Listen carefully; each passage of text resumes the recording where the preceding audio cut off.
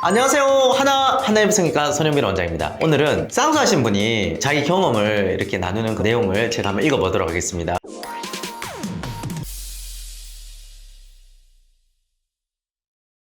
안녕 닭코치들, 요새 쌍수 많이 한다고는 하지만 쌍수도 수술이잖아. 평생 가고 부작용도 무섭고 돈도 많이 깨지잖아. 혹시 쌍수할 덕들을 위해 나 덕이 수술 전에는 몰랐고 수술 후에 은근히 신경 쓰는 것들을 써보려고. 첫 번째, 붓기랑 흉터는 얼마나 가나? 진리의 싸바싸. 개인적으로 봤을 때는 피부 얇은 애들이 붓기가 오래 가고 피부 두꺼운 애들이 흉터는 오래 남았어. 성형외과 의사 입장에서는 꼭 그렇진 않습니다. 붓기가 많이 가고 안 가고는 그 혈관을 많이 건드리냐, 시술을 조금 더 지방을 더 많이 제거하느냐, 아니면은 절개가 더 많으냐, 이게 실질적으로 붓기가 많이 가는 거기 때문에 피부가 얇고 두꺼운 차이는 거의 없다. 하지만 완전 말고 매몰로 하면 흉터는 오래 안 가고 티도 별로 안 나더라. 예, 여기가 바로 맞습니다. 매몰로 하면 절개가 없습니다. 조직이 거의 다치지 않아요. 찍기만 하기 때문에 거의 그 붓기가 가지 않습니다. 하지만 눈이 처져서 눈매 교정이 필요하신 분들, 지방이 많아서 지방을 많이 제거해야 하실 분도 매몰보다는 절개가 추천드리고요. 매몰로 풀리는 사람도 있으니 의사 상의하고 시술하라고 좋은 말씀이고요. 두 번째, 고통. 수술할 때 고통은 싸바싸 병원 바이 병원. 하지만 공통된 의견은 마취할 때 존나 아프다는 것. 예, 맞습니다. 마취를 할 때는 마취약에 우리 염산이라는 제품이 들어있기 때문에 이것이 몸에 들어오게 되면 굉장히 아플 수가 있습니다. 그리고 얇은 눈 피부에 약재가 쫙 퍼질 때 뭘로 표현할 수 없을 정도로 굉장히 불쾌한 아픔을 갖게 되죠. 세 번째, 수술 후. 수술한 후 마취 때문에 어질어질하긴 해. 수술하고 다신 병원 안 올 줄 아는 덕들도 있을지 모르지만 수술 후에도 소독하러 실밥 불러 몇 번 더 가야 돼. 보통 수술을 하면 그 다음날 와가지고 붓기가 과한지 문제가 없는지 보고 수술 후 5, 6일째 와서 실밥을 먹었습니다. 그리고 이게 잘 자리 잡았는지를 뭐 한 달, 세 달, 6달, 12달 간격으로 병원에 오시는데 특별한 문제가 없으면 보통 3달 이후에는 안 오시는 경우도 많습니다. 수술 후엔 항생제랑 진통제랑 안연고 처방받는다. 염증이 생기지 말라고 눈 뜨는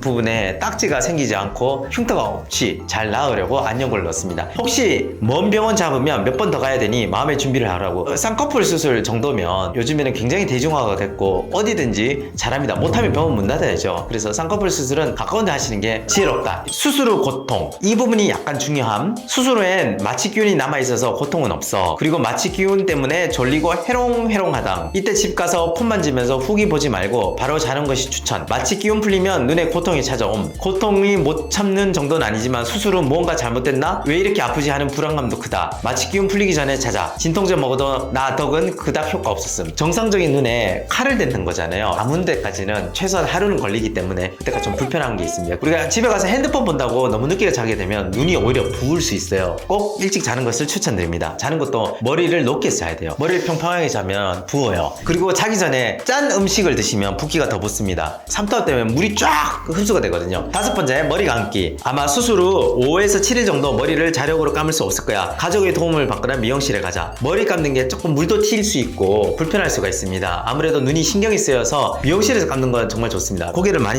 숙이기보다는 이렇게 고개를 젖혀서 감는 게 편하고 안전합니다. 가족의 도움도 나쁘지 않습니다. 여섯 번째, 세안. 이거 정말 나름 중요해. 처음에는 물 세안 하다가 나중에는 폼 클렌징 써도 된다. 나 덕은 세게 만지면 풀리겠지 하는 마음으로 눈 부분은 물로 씻고 다른 부분만 폼 클렌징으로 씻었어. 결국 눈 부분은 너무 씻지 않아서 염증이 생기고 딱지 안 떨어져서 그 부분에 흉살 생겼다. 씻다가 딱지 떨어지는 건 자연스러운 일이야. 무서워도 살살 씻어주자. 여기서 말한 게 반틈은 정확한데 피부가 절개를 하면 한 달이 돼도 그 절개부의 힘은 정상 피부의 5%밖에 안 돼요. 그래서 밀면은 벌릴 수 있어요. 그래서 너무 세게 문지르지 말고 부드럽게 문지러 주시면 좋겠습니다. 일곱 번째, 붓기 빼기. 걷는 게 직방. 무조건 자주 걸어라. 하루에 1시간만 걸어도 붓기 빠지는 게 눈에 보입니다. 걸어야지 혈액순환이 좋아지고 붓기가 밑으로 빠집니다. 그래서 1시간씩 걸으면 보통 10,000보 정도 되죠. 이렇게 하시면 붓기가 쫙쫙 빠집니다. 여덟 번째, 계절. 기왕이면 겨울에 수술 받는 거 추천. 여름이면 더워서 염증도 자주 나고 붓기 빼러 나가면 더워서 얼마 못 가고 모자 써도 덥고 쌍수는 시원할 때 하는 게 좋다. 이거는 그분이 처한 환경에 따라서 좀 다를 수 있다. 주로 실내에 생활하시는 분은 에어컨이 빵빵하기 때문에 아무 문제가 없습니다. 하지만 실외에 주로 가시는 분들은 실외에 걷는 게 좀 쉽지가 않지 않습니까? 그래서 여러분 지금 시기가 좋습니다. 어디 문제가 생긴 것 같아요. 수술 초기에 한두 달 정도 됐을 때 다른 피부과나 성형외과 가면